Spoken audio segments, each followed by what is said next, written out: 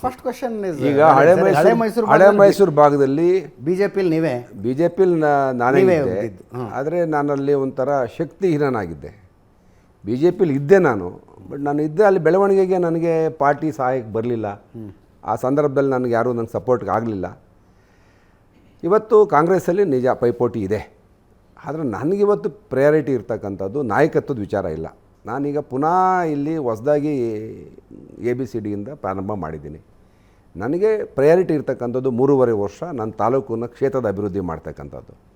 ಮುಂದಿನ ಚುನಾವಣೆ ಆದಮೇಲೆ ನೋಡೋಣ ಯಾವ ಥರ ಅವಕಾಶ ಸಿಗುತ್ತೆ ಅಂತ. 3 ವರ್ಷಕ್ಕೆ ಸರ್ ನಾನು ಮೊದಲು ನನ್ನ ತಾಲೂಕನ್ನು ಜನಗಳ ವಿಶ್ವಾಸವನ್ನು ಗಳಿಸಬೇಕು.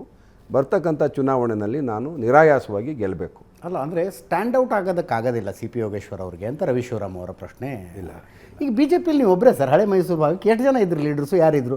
ಇಲ್ಲಿ ಬೆಂಗಳೂರಿನಿಂದ ಮೈಸೂರು ತನಕ ತುಂಬಿ ತುಳುಕ್ತಾ ಇದ್ದಾರೆ ಕಾಂಗ್ರೆಸ್ನಲ್ಲಿ ಲೀಡರ್. ಈಗ ಅವ್ರ ಮಧ್ಯದಲ್ಲಿ ನೀವು ಎದ್ದು ನಿಂತ್ಕೋಬೇಕಲ್ಲ. ಈಗ ಏನಾಗ್ತಾಯಿದೆ ನೋಡಿ, BJPಲಿ ನಾವು ಇದ್ರೂ ಪಕ್ಕದಲ್ಲಿ ನಮ್ಮನ್ನು ಯಾರೂ ಸ್ಟೇಜ್ ಮೇಲೆ ಕೂಡಿಸ್ಕೋತಾ ಇರಲಿಲ್ಲ. BJPಲಿ ನಾವು ಯಾರಿದ್ರು ನಾವು ಹಿಂದಿನ ಕಡೆ ಕುಂತಿರಬೇಕು, ಅವ್ರು ಮುಂದೆ ಕಡೆ ಯಾರು ಕೂತ್ಕೋತಾರೆ ಅವರೇ ಕೂತ್ಕೋತಾ ಇದ್ರು. ನಮ್ಮನ್ನು ಯಾರು ಅಲ್ಲಿ ನಾಯಕ ಅಂತ ಗುರ್ತಿರಲಿಲ್ಲ. ಬಹುಶಃ ಇನ್ನು ಮುಂದೆ ಅವರು ನಾಯಕ ಅಂತ ಗುರ್ತಿಸ್ತಾರ ನೋಡೋಣ ಯಾವತ್ತಾರು ಒಂದು ದಿವಸ.